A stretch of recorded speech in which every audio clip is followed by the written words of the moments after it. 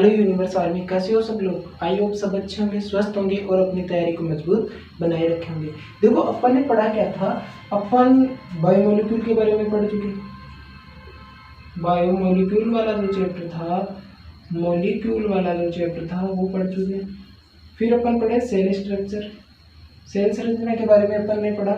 और अब अपन पढ़ चुके थे, इससे पीछे वाली जो क्लास थी वो हो चुकी थी सेल डिवीजन के बारे में, कोशिका विभाजन के बारे में आपको बताया हुआ था। यानी 3 चैप्टर कंप्लीट हो चुके और इन चैप्टर से आप जितने क्वेश्चन लगा सको, बुक मैंने आपको बताई हुई है। वो बुक है एमटीजी, जो कि एनसीईआरटी आधारित है। वो एमटीजी बुक आप पढ़िए, उससे जितने क्वेश्चन बनते हैं इनसे वो बनाने की कोशिश कीजिए और नोट्स में मिलाइए कि जो मैं पढ़ा रहा हूँ कितना उपयोगी है या फिर नहीं। आज अपन पढ़ेंगे रिप्रोडक्टिव सिस्टम, मानव जनन तंत्र। क्या पढ़ेंगे आज? Reproductive system, reproductive system in human. Reproductive system in human यानी मानव जनन तंत्र। मानव जनन तंत्र के बारे में आज अपन प्रमुखतया से अध्ययन करने वाले हैं। मानव जनन तंत्र, हिंदी में भी लिख देता हूँ इसको, जनन तंत्र। जनन तंत्र में अपन प्रमुखतया से इसके बारे में पढ़ेंगे। एक तो नर जनन तंत्र के बारे में और एक पढ़ेंगे अपन मादा जनन तंत्र के बारे में।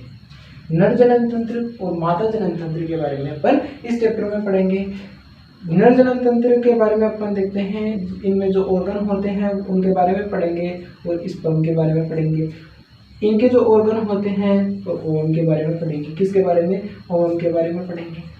यह सब रिप्रोडक्टिव सिस्टम में अपन पढ़ने वाले हैं। तो इस चैप्टर को स्टार्ट करते हैं बिल्कुल लहजे के तरीके से, हिसाब से, बिल्कुल जो क्वेश्चन आते हैं उस हिसाब से इस चैप्टर को स्टार्ट करते हैं।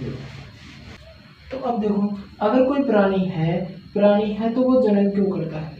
जनन करने का क्यों करता है? जनन करने की प्रक्रिया एक अलग होती है, वह प्रक्रिया अपन पढ़ेंगे। लेकिन जनन क्यों करता है एक प्राणी? क्यों करता है?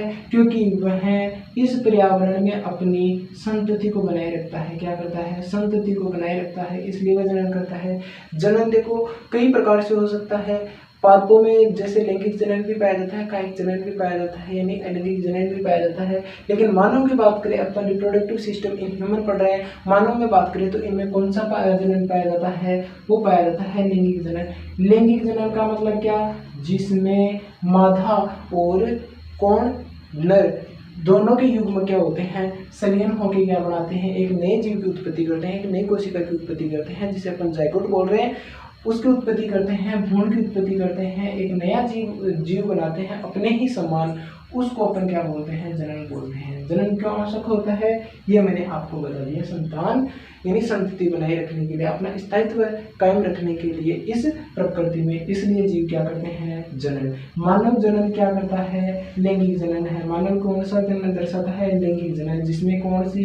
एक तो मादा होती है, एक नर होता है। अब अपन पढ़ेंगे जनन की प्रक्रिया। यहाँ से क्वेश्चन बनना स्टार्ट हो जाता है और चैप्टर की विधिवत शुरुआत यहाँ से होती है। देखो, अपने पास में आएगा नर से तो कौन आएगा? शुक्राणु, जिसको अपन इंग्लिश में बोल रहे हैं स्पर्म। नर से तो आएगा शुक्राणु और मादा से क्या आएगा? अंडाणु। मादा से क्या आएगा? अंडाणु। इन्हें अपन क्या बोलते हैं? युग्मक। युग्मक। और मैंने आपको सिखाया था सेल डिवीजन में ये क्या होते हैं? युग्मक एन होते हैं ना। मतलब जो नर से जो कोशिका आएगी उसमें भी गुणसूत्र कितने होंगे? 46 गुणसूत्र होते हैं एक कोशिका में, लेकिन 23 गुणसूत्र होंगे। अब 23 गुणसूत्र में 22 गुणसूत्र को तो बोलते हैं ऑटोसोमल, एक होता है लिंग गुणसूत्र निर्धारण। ये अपन आगे पढ़ेंगे। और एन ही किससे आती है? नर से, और एन ही किससे आते हैं? मादा से, जिसमें 23 गुणसूत्र होते हैं। ये मिलकर क्या बनाती है? यह क्या बनाते हैं बेटा? जाइगोट, युग्मक।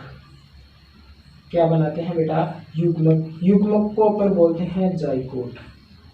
क्या बोलते हैं? जाइगोट। के बाद में इसमें इम्प्लांटेशन होगा गर्भ में और वो क्या हो जाएगी? भ्रूण का स्थापना हो जाएगी किसमें, गर्भावस्था में। अब होता किस प्रकार से है तो पूरी प्रक्रिया पढ़े तो अपन देखें, इतना तो अपन ने पढ़ा कि जो नर युग्मक है और मादा युग्मक है वो आपस में मिलकर क्या बनाएगी, एक जाइगोट रूपी संरचना बनाएगी, जिसे युक्ता अवस्था भी बोलते हैं हिंदी में, और इसे युग्मक या फिर जाइगोट युग्मनज अवस्था बोलते हैं इसको, युग्मनज या फिर जाइगोट अवस्था हिंदी में बोलते हैं इसे युक्ता अवस्था। अगर बात करें अपन शुरू में क्या होगा, अगर प्रक्रिया की बात करें, प्रक्रिया में फर्स्ट प्रक्रिया क्या होगी, वो होगी कि इसमें नर व मादा युग्मक का निर्माण होगा, नर व मादा युग्मक का निर्माण होगा, किसमें, फर्स्ट बार निर्माण होगा। फिर क्या होगा, निर्माण हो गया ना, फिर क्या करता है, वीर्य सेचन को अपने इंग्लिश में बोलते हैं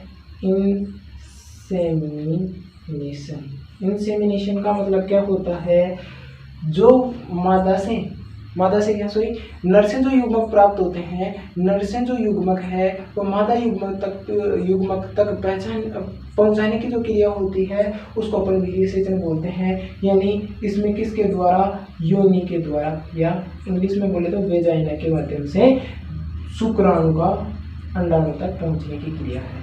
शुक्राणु का अंडाणु तक पहुंचने की क्रिया है इसमें, किसमें, वीर्य सेचन में अंडाणु तक पहुंचता है, क्या करता है, अंडाणु तक पहुंचता है, किसमें, वीर्य सेचन में। अब वीर्य सेचन क्या होगा, इंग्लिश में बोलते हैं इंसेमिनेशन। तो नर है वह योनि के द्वारा, योनि या फिर अपन इंग्लिश में बोले वेजाइना के द्वारा एक महिला में या मादा में वो क्या करेगा, अपने स्पर्म को छोड़ना, यानी स्पर्म को छोड़ेगा, तो यह क्रिया क्या कहलाती है, इंसेमिनेशन। क्या कहलाती है, इंसेमिनेशन। उसके बाद में अगर अपन देखें इंसेमिनेशन के बाद में क्या होगा, वो होगा निषेचन। क्या होगा, निषेचन। और निषेचन को अपन इंग्लिश में क्या बोलते हैं, फर्टिलाइजेशन।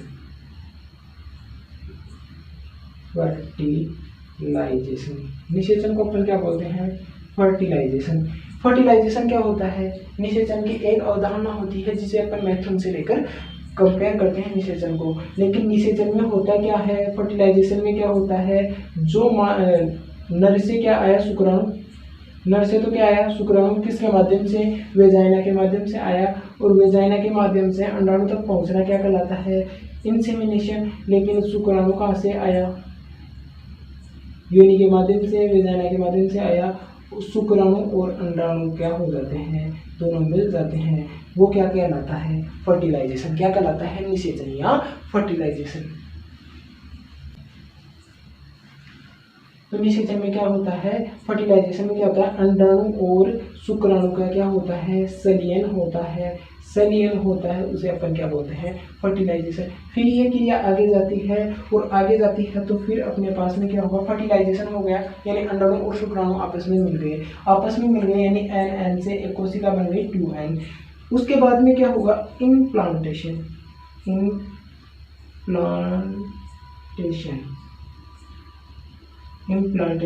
हिंदी में इसे अपन बोलते हैं अंतःरोपण की क्रिया।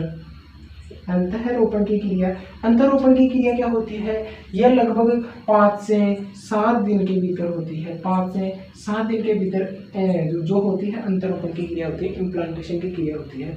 इसको अपन क्या इसमें लेके समझे कैसे, इसको इम्प्लांटेशन की अवस्था, मतलब जो अपने पास में वो बना निषेचन के द्वारा, जाइगोट बना, शुक्राणु और अंडाणु का संलयन हुआ तो जाइगोट बना। वो क्या बनेगा, अपनी जो मादा होती है, मादा की ये क्या होती है, गर्भाशय भित्ति होती है, और वो गर्भाशय भित्ति के द्वारा क्या करना, जुड़ जाता है, किसके द्वारा, अपरा के द्वारा, अपरा या प्लेसेंटा के द्वारा माता से कनेक्शन बना लेता है, वो क्या कहलाता है, इम्प्लांटेशन। और यह क्रिया क्या होती है, निषेचन के 5 से 7 दिन के बाद में होती है। 5 से 7 दिन के बाद में इम्प्लांटेशन हो जाता है, और जब इम्प्लांटेशन हो जाता है मादा में, तभी कोई मादा क्या कहलाती है, गर्भ से कहलाती है, प्रेगनेंसी कहलाती है, प्रेग्नेंट कहलाती है। कौन, एक मादा, जब इम्प्लांटेशन की क्रिया हो जाती है। उसके बाद में क्या होती है, गर्भावधि। इसके बाद में गर्भावधि की बात करें तो गर्भावधि 9 महीने तक होती है। 9 मंथ की गर्भावधि होती है मानव में। 9 मंथ का मतलब 280 दिन, यह सामान्यतः गर्भावधि में क्या होता है कि भ्रूण जो होता है, बच्चा होता है, उसका विकास होता है, उसका डेवलपमेंट होता है। डेवलपमेंट का मतलब बोले तो उसमें हृदय बनता है, जितने भी ऑर्गन है, यानी जाइगोट से तो कितनी बनी संरचना, एक कोशिका बनी, एक कोशिका से उसमें गुणात्मक वृद्धि होती है। गुणात्मक वृद्धि का मतलब कोशिका कैसे बनती है, 2, 4, 4 से कितनी बनती है, 4 से 16 बनती है, 16 से 64 बनती है, ऐसे गुणात्मक वृद्धि होती है। तो ये क्रिया क्या कहलाती है, जो उसमें बच्चे में डेवलपमेंट होता है, उसके हाथ पैरों का निर्माण होता है, उसमें इंटरनल ऑर्गन बढ़ते हैं, उसको अपन बोलते हैं गर्भावधि। वो किस में होता है, गर्भ के अंदर होते हैं, माँ के गर्भ के अंदर। फिर ये इंग्लिश में अपन बोलते हैं गेस्टेशन। क्या बोलते हैं, गेस्टेशन। फिर गर्भावधि के बाद में क्या होगा, बच्चे का क्या होगा, प्रसव, पार्चुरेशन। प्रसव को इंग्लिश में क्या बोलते हैं, पार्चुरेशन। क्या बोलते हैं, पार्चुरेशन।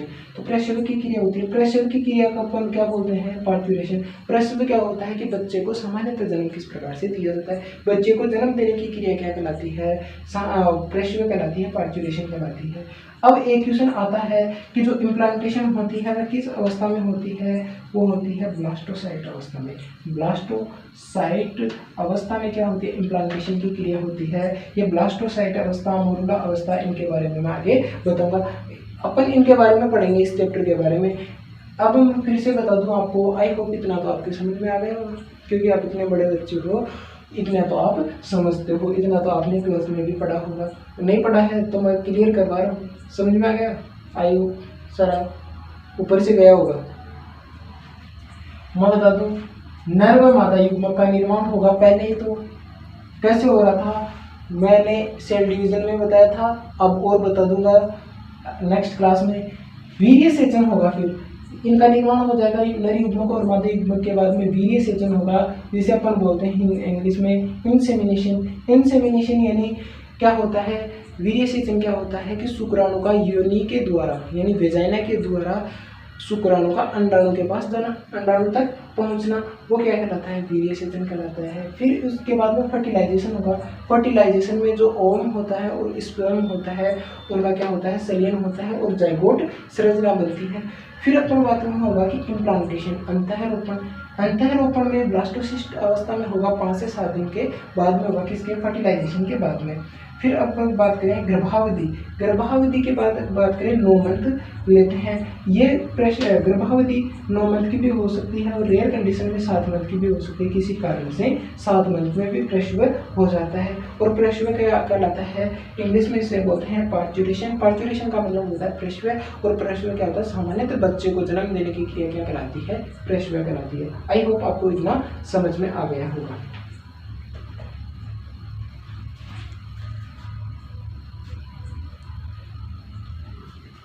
इतना तो आपको समझ में आ गया होगा। अब अपन देखें, आगे पढ़ेंगे वो क्या पढ़ेंगे, नर जनन तंत्र के बारे में। क्या पढ़ेंगे आज, नर जनन तंत्र के बारे में।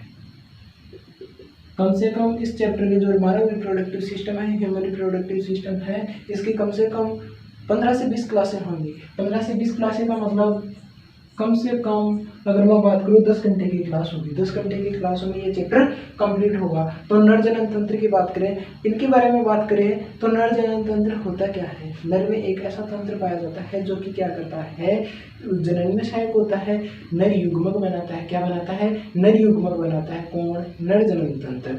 नर जनन तंत्र नर युग्मक बनाता है। उसमें प्राथमिक लैंगिक ऑर्गन होते हैं, वो होते हैं, वर्षण होता है, सटल कोशिकाएं होती है, उनके बारे में अपन पढ़ेंगे। तो मानव जनन तंत्र में, नर जनन तंत्र में पहली क्या चीज होती है, नर जनन तंत्र की अगर बात करें तो नर जनन तंत्र में पाए जाते हैं एक जोड़ी वर्षण। मानव में या नर में क्या पाया जाता है, पुरुष में एक जोड़ी वर्षण क्या पाई जाती है, वर्षण। अब ये क्या होती है इसके बारे में भी बताऊंगा। एक जोड़ी वर्षण, वर्षण को इंग्लिश में क्या बोलते हैं, टेस्टिस। क्या बोलते हैं, टेस्टिस। फिर इसमें क्या होती है, जनन नलिका। क्या होती है, जनन नलिका। जनन नलिका को अपन बोलते हैं रिप्रोडक्टिव ट्यूब्यूल्स। के बाद में इनमें पाई जाती है क्या, जनन ग्रंथि। क्या पाई जाती है, जनन ग्रंथि। जनन ग्रंथि को अपन क्या बोलते हैं, रिप्रोडक्टिव ग्लैंड। क्या बोलते हैं, रिप्रोडक्टिव ग्लैंड, जनन ग्रंथि। जनन ग्रंथि के बाद में इनमें क्या पाई जाती है, बाह्य जननांग। बाह्य जननांग में जैसे पिंस हो गया, सीसन, क्या हो गया, पिंस या सीसन हो गया।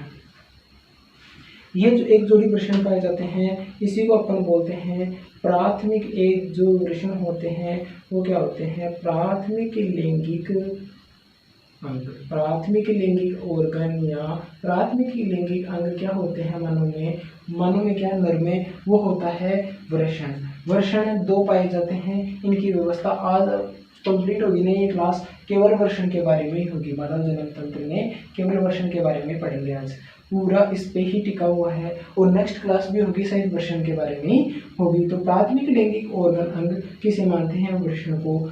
इसी से क्या होता है बेटा, नर युग्मक बनता है। क्या बनता है, नर युग्मक बनता है, किससे, वृषण से। और इसी से क्या बनते हैं, हार्मोन बनते हैं, हार्मोन बनते हैं। नर युग्म को अपन क्या बोलते हैं, शुक्राणु। क्या बोलते हैं, शुक्राणु।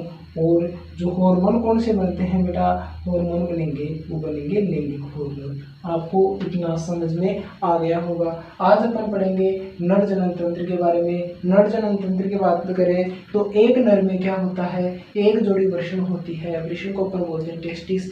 टेस्टिस के बाद में अपने पास में सहायक जनन नलिकाएं होती है। सहायक और लगा दो या जनन नलिकाएं बोल दो। सहायक जनन नलिकाएं होती है, रिप्रोडक्टिव ट्यूब्यूल्स होती है, जनन ग्रंथि होती है यानी रिप्रोडक्टिव ग्लैंड होती है, और बाह्य जननांग होते हैं। बाह्य जननांग में कौन कौन से होते हैं इनके बारे में अपन विस्तार से चर्चा करेंगे। अब मैं बात करता हूँ आपको, टेस्टिस या वृषण को अपन बोलते हैं प्राथमिक लैंगिक अंग बोलते हैं, या फिर जो नर होता है, नर में प्राथमिक लैंगिक ऑर्गन कौन होता है, टेस्टिस होता है। कौन होता है, टेस्टिस होता है, जिससे नर युग्मक शुक्राणु का निर्माण होता है और यही क्या करता है, लैंगिक हार्मोन का निर्माण करता है। कौन, टेस्टिस। आज अपन पढ़ेंगे वृषण के बारे में, इतना आपको समझ में आ गया होगा। आज अपन पढ़ेंगे वृषण के बारे में। किसके बारे में, वृषण के बारे में। वृषण को अपन क्या बोलते हैं, टेस्टिस। क्या बोलते हैं, टेस्टिस। तो वृषण का उद्गम, ये क्या है, एक प्रकार का जनक है।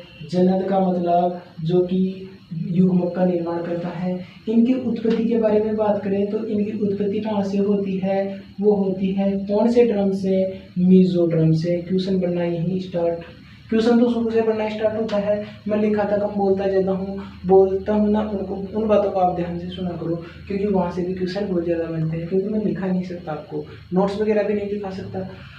यहाँ पे ऑनलाइन है तो नोट्स वगैरह तो कैसे लिखा पाएंगे। तो देखो उत्पत्ति कैसे होती है इनकी, वृषण की उत्पत्ति मीजोड्रम से होती है। फिर बात करें मानव में या नर में कितनी पाई जाती है, एक जोड़ी वृषण पाई जाती है। कितनी, एक जोड़ी, मतलब दो वृषण पाए जाते हैं। अब ये जन्म के समय कैसे बनते हैं, जन्म के समय कहाँ पे होते हैं, किसके द्वारा ये बाहर आते हैं, इनके बारे में बात करेंगे। ये बात करें जन्म के बाद की बात करें, ये तो उदर गुहा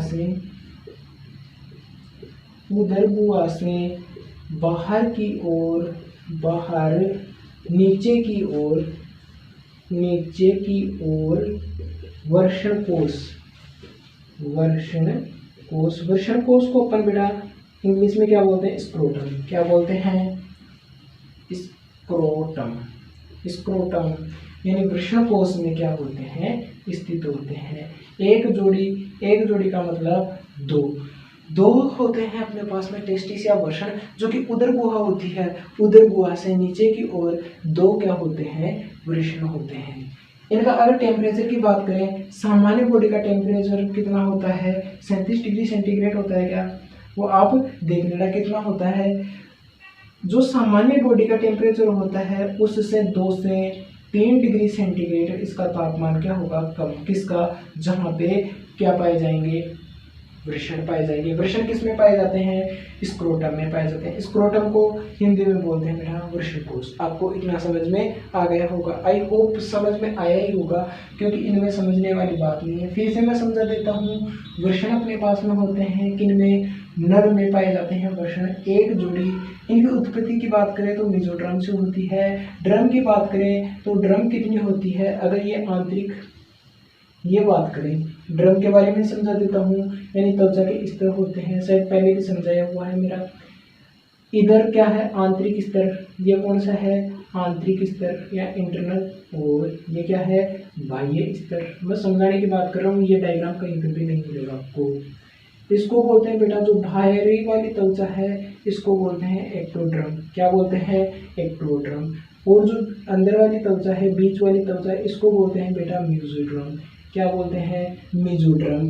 और जो अंदर वाली ही संरचना है इसको बोलते हैं एंडोड्रम। क्या बोलते हैं, एंडोड्रम। ये आपको संरचना अपनी नोटबुक में अभी नोट कर लेनी है। इतना आपको समझ में आ गया होगा। फिर ये उदर गुहा से नीचे की ओर दो होते हैं, आपको बता दिया, किसमें, स्क्रोटम में स्थित होते हैं या लटके हुए होते हैं। और इनका जो टेम्परेचर होता है शरीर के, ब्रैकेट में लिखता हूँ, शरीर के टेम्परेचर से लगभग 2 से 3 सेंटीग्रेड कम होता है। अब ये होता क्यों है, जब अपन शुक्राणु पढ़ेंगे उस टाइम भी बताऊंगा, क्योंकि मैं हर चीज़ें आपको एक ही क्लास में नहीं दे सकता। इतना आपको समझ में आ गया होगा। अब बात करते हैं वर्षण की। वर्षण की बात करें तो ये उदर गुहा से बाहर की ओर कैसे स्थित होते हैं, इनकी संरचना के बारे में बात करें तो संरचना इधर उधर बन सकती है, वो टेंशन वाली बात नहीं है, क्योंकि मेरे को संरचना थोड़ी कम बनानी आती है, डायग्राम मेरे को कम बनाने आते हैं। मैं बात करूं, इसको बोलते हैं बेटा, इसको बोलते हैं इंग्विनल केनाल। केनाल का मतलब क्या होता है बेटा, इंग्विनल केनाल। केनाल का मतलब क्या होता है, नलिका। इस नलिका का नाम है इंग्विनल केनाल। ये उधर से जुड़ी होती है, किससे जुड़ी होती है, उधर से जुड़ी होती है, जिसे बोलते हैं इंग्विनल केनाल। अब अपन बात करें, ये तो उदरीय भित्ति है, उदरीय भित्ति है। उदरीय भित्ति कौन सी भित्ति होती है भाई, सबको पता है। वृषण क्या होते हैं, टेस्टिस क्या होते हैं, और उदर का भी आपको पता है, यानी पेट। अगर सिंपल भाषा में बोले तो पेट। ये ध्यान रखना, किसके द्वारा, किसके द्वारा, ये अंदर यहाँ पे है वृषण। क्या है, वृषण। वृषण को क्या बोलते हैं, टेस्टिस। ये क्या है, अंदर टेस्टिस है। और ये कौन सी नलिका है, स्पर्मेटिकोड। कौन सी नलिका है,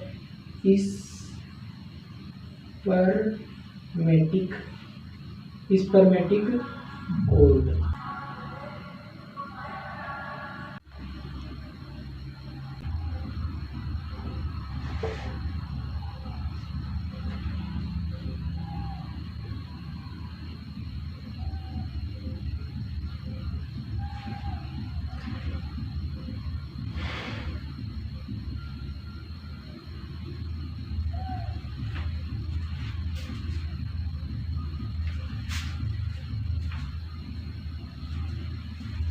अब दोस्तों आपको ये लग रहा होगा कि सर ने डायग्राम इतना बना दिया, कैसे बनाया, क्यों बनाया। बीच में क्लास रुक गई थी, रुकी क्यों, क्योंकि श्याम बाबा की बहुत ज़्यादा मेहरबानी है हमारे। और देखो आपकी क्लास के लिए मैं आपको दिखा सकता हूँ कि अभी रात के कितनी बज रही है, 1 बज रही है, 1:02 हो रही है, आप देख सकते हो वीडियो में। और बाहर क्या है, रात हो रही है, रात को रिकॉर्ड कर रहा हूँ क्लास। फिर भी जो यहाँ पे डिस्टर्ब होता है, डीजे बजता है, तो डीजे की वजह से अपनी क्लास डिस्टर्ब हो जाती है। अभी अभी डीजे गया, तो फिर मैं सोच रहा था कि क्यों ना अपन टाइम बच जाएगा अपना और ये डायग्राम बना लेते हैं, इसलिए मैंने ये डायग्राम बना लिया। अब आपको मैं समझाना रह गया, समझा दूंगा इसको आराम से। मैं बता रहा था आपको वृषण के बारे में या टेस्टिस के बारे में। तो ये क्या होता है कि उदरीय गुहा से स्क्रोटम में वृषण कोश में क्या होता है, एक जोड़ी इनकी पाई जाती है। उदर गुहा से बाहर की ओर लटके हुए रहते हैं। इसकी संरचना कुछ इस प्रकार से होती है। फिर ये उदरीय गुहा से डायरेक्ट वृषण होता है। वृषण कौन सा है, ये जो अंदर मैंने दर्शा रखा है, ये क्या है, वृषण। इसे अपन क्या बोल रहे हैं, टेस्टिस बोल रहे हैं। क्या बोल रहे हैं, टेस्टिस बोल रहे हैं। ये जो उदरीय गुहा से कैसे जुड़ी होती है, किसके द्वारा जुड़ी होती है, स्पर्मेटिक कोड। स्पर्मेटिक कोड को क्या बोलते हैं अपन, वृषण रज्जु। यानी वृषण रज्जु जो उदरीय भित्ति से वृषण को जोड़ने का कार्य कौन करती है, स्पर्मेटिक कोड। स्पर्मेटिक कोड में क्या पाई जाती है, रुधिर वाहिनियां पाई जाती है, शुक्र वाहिनी पाई जाती है, और क्या पाए जाते हैं, तंत्रिकाएं से पाए जाते हैं। क्या पाए जाते हैं, तंत्रिकाएं से पाए जाते हैं, ताकि ये इसको पोषण भी देती रहे। रुधिर वाहिनी पोषण भी देती रहे, तंत्रिकाएं से इसको एक्टिव भी करते रहे। फिर ये देखो जो बाहर की भित्ति पाई जाती है जो उधर से जुड़ी होती है, क्या पाई जाती है, बाहर की भित्ति जो कि अपने पास में उधर से जुड़ी होती है, उसे अपन बोलते हैं इंग्विनल कैनाल। क्या बोलते हैं? Inguinal canal. इंग्विनल कैनाल इसका क्या काम होता है, आपने देखा होगा, या सर्दियों में क्या होता है कि सर्दियों में जैसे टेम्परेचर, बाह्य टेम्परेचर कम होता है, ये मैंने आपको बताया कि शारीरिक टेम्परेचर का लगभग 2 से 3 डिग्री सेंटीग्रेड वृषण का टेम्परेचर है वो कम होता है, ये मैंने आपको बताया। तो क्या जो सर्दियों के टाइम पे क्या होंगे, इंग्विनल कैनाल है, ये क्या होंगे, जो इंग्विनल कैनाल की सहायता से ये क्या हो जाए, ऊपर की ओर स्थानांतरित हो जाएंगे। कौन? स्क्रोटम से जो वृषण है वो ऊपर की ओर क्या हो जाएंगे, स्थानांतरित हो जाएंगे। जब क्या होगा, टेम्परेचर कम होगा। कौन हो जाएगा ऊपर की ओर स्थानांतरित? स्थानांतरित कौन हो जाएगा? टेस्टिस या वृषण हो जाएगा। अब मैं बता दूं, इंग्विनल कैनाल के द्वारा ही गर्भधारण के 7 मंथ पश्चात, यानी गर्भधारण जब कोई महिला प्रेग्नेंट है उस समय बच्चे में ये क्या होता है, नर में क्या होता है, लगभग 7 महीने बाद में, आपको यहाँ पे लिख देता हूँ 7 मंथ बाद में, 7 मंथ बाद में क्या होता है, ये इंग्विनल कैनाल के द्वारा स्क्रोटम में स्थानांतरित कर दिया जाता है। क्या? वृषण। क्या कर दिया जाता है? वृषण। इसको अपन अगर ये नहीं आ पाता है तो शल्य चिकित्सा के द्वारा किया जाता है, जिसे अपन बोलते हैं ऑर्क्यूपेक्सी। क्या बोलते हैं? ऑर्क्यूपेक्सी। शल्य चिकित्सा के द्वारा भी अपन इसको इंग्विनल कैनाल की सहायता से वृषण को स्क्रोटम में लाया जा सकता है।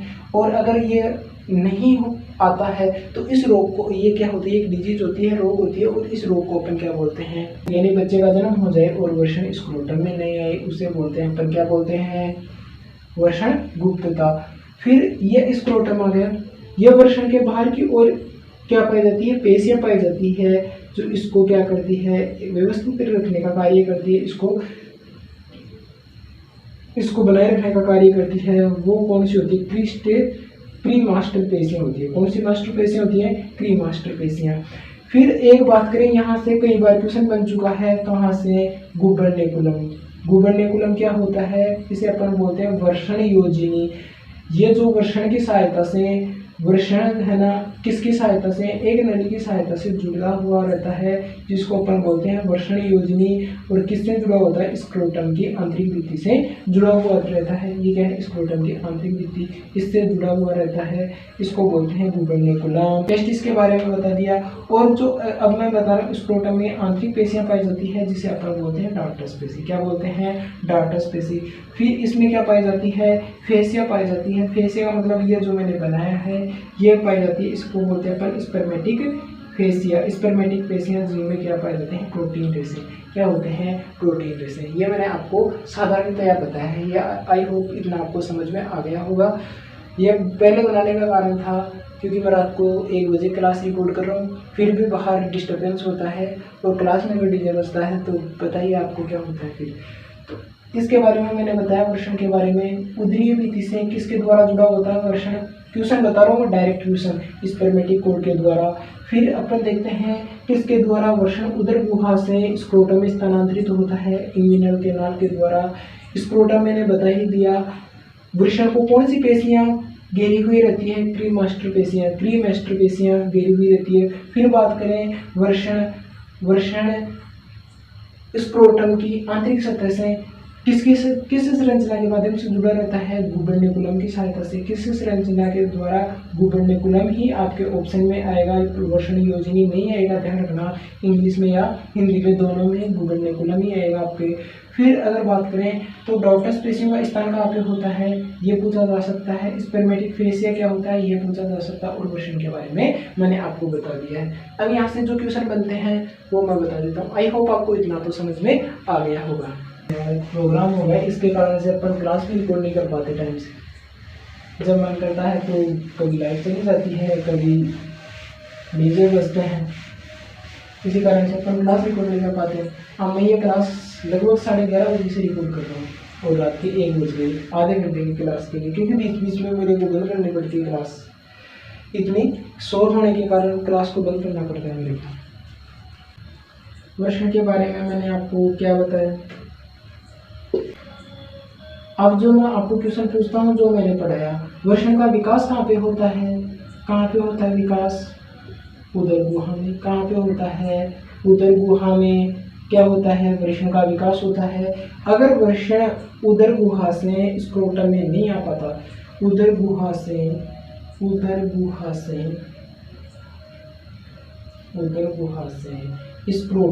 स्क्रोटम का मैंने मतलब समझा दिया।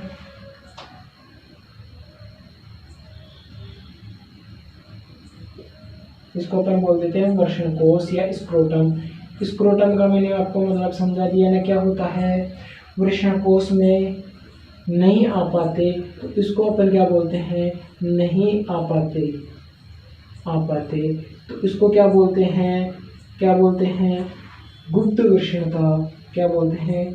गुप्त वृषणता, क्रिप्टोसिडिज्म। क्या बोलते हैं? जब वृषण क्या है, उदर गुहा से वृषण कोश में नहीं आ पाते क्या वृषण, तो उसे अपन बोलते हैं गुप्त वृषणता या क्रिप्टोसिडिज्म। इसको अपन शल्य चिकित्सा के द्वारा, किसके द्वारा? फिर इसका उपाय क्या है? शल्य चिकित्सा के द्वारा अपन जैसे ही इसको उदर गुहा से इन्वाइनल कैनाल के द्वारा स्क्रोटम में जैसे स्थानांतरित करते हैं, शल्य चिकित्सा के द्वारा, इसे अपन क्या बोलते हैं? ऑर्कियोपेक्सी। क्या बोलते हैं बेटा? ऑर्कियोपेक्सी। इतना आपको समझ में आ गया होगा। मैंने आपको बताया वृषण का विकास कहाँ पे होता है? उदर गुहा में। और किस ड्रम से बना होता है? मेसोड्रम से जनद का निर्माण होता है या फिर वृषण का निर्माण होता है। उदर गुहा में अगर वृषण कोश नहीं आ पाते, अगर बच्चे में बात करें 7 मंथ में आ जाते हैं। 7 मंथ जब बच्चे जो शिशु होता है वो माँ के गर्भ में होता है, तब ये क्या हो जाते हैं? स्थानांतरित हो जाते हैं। लेकिन कई कारणों से कभी कभी ऐसा होता है कि ये स्क्रोटम में स्थानांतरित नहीं हो पाते। कौन? टेस्टिस। तो उस अवस्था को अपन बोलते हैं गुप्त वृषणता। गुप्त वृषणता को इंग्लिश में बोलते हैं क्रिप्टोसिडिज्म। क्रिप्टोसिडिज्म से निपटने के लिए शल्य चिकित्सक यानी ऑपरेशन के द्वारा वो क्या किया जाता है? इनको टेस्टिस को स्क्रोटम में स्थानांतरित करते हैं, जिसे क्या बोलते हैं? ऑर्कियोपेक्सी। क्या बोलते हैं बेटा? ऑर्कियोपेक्सी। क्या बोलते हैं? ऑर्कियोपेक्सी। ये इंपॉर्टेंट है। ऑर्कियोपेक्सी डायरेक्ट आ सकता है कि और व्हाट इज ऑर्कियोपेक्सी, और ये आ सकता है क्रिप्टोसिडिज्म। ये किसी भी एग्जाम में आ सकता है। नीट की भी बात कर रहा हूँ मैं, एम्स की भी बात कर रहा हूँ, RUHS की भी बात कर रहा हूँ, और किसी भी एग्जाम में आ सकता है। कौन सा? क्रिप्टोसिडिज्म। क्या होता है क्रिप्टोसिडिज्म? क्रिप्टोसिडिज्म के बारे में क्या बोलते हैं? हिंदी में बोलते हैं इसको गुप्त वृषणता। मतलब वृषण होता है वो बच्चे के, जब वो 7 मंथ का होता है शिशु, तो माँ के गर्भ में ही इन्वाइनल कैनाल के द्वारा उदर गुहा से स्क्रोटम में टेस्टिस क्या हो जाते हैं? स्थानांतरित हो जाते हैं। लेकिन कई अवस्थाओं में, कई सिचुएशन में ये स्थानांतरित नहीं हो पाते, तो उस सिचुएशन में क्या करते हैं कि मेडिकल के पास जाते हैं, शल्य क्रिया के द्वारा, ऑपरेशन के द्वारा क्या करते हैं? स्क्रोटम में स्थानांतरित करते हैं टेस्टिस को। इस क्रिया को क्या बोलते हैं? ऑर्कियोपेक्सी। क्या बोलते हैं? ऑर्कियोपेक्सी। आई होप आज आपको इतना समझ में आया होगा। क्लास को ज़्यादा से ज़्यादा लाइक और शेयर करते रहना चाहिए और ऐसे बच्चे तक पहुंचाने का प्रयास कीजिए जो कि वास्तव में इस क्लास का नीडी हो। और आई होप अब जल्दी से, मैं बहुत आशा कर रहा हूँ इसकी कि बहुत जल्दी से अपन रेगुलर क्लासें अपलोड करें। ये तभी हो पाएगा जब आप अपना प्यार मुझे दोगे। आपको जो मैं पढ़ा रहा हूँ वो समझ में आ रहा होगा, क्योंकि मैं मजाक नहीं करता, क्लास में मजाक नहीं करता। वैसे तो मैं मजाक काफ़ी करता हूँ, क्लास में मजाक करने से क्या होगा कि अपना जो टाइम है ना वो कंट्रोल नहीं हो पाएगा। फिर इतनी 30 मिनट की क्लास लेता हूँ, 30 से 40 मिनट की, और इसमें भी क्या होगा, अगर मैं मजाक करने लगा है ना तो क्या होगा, फिर आपको पता है क्या, सिलेबस बिल्कुल कंप्लीट नहीं होगा। ये मैं 20 क्लासें मैं बता रहा हूँ, मैं इसकी रिप्रोडक्टिव सिस्टम की 20 क्लासें बता रहा हूँ ना, तो इस स्पीड से मेरे को चलना पड़ेगा। इसमें आपको टाइम ज़्यादा नहीं ले सकता।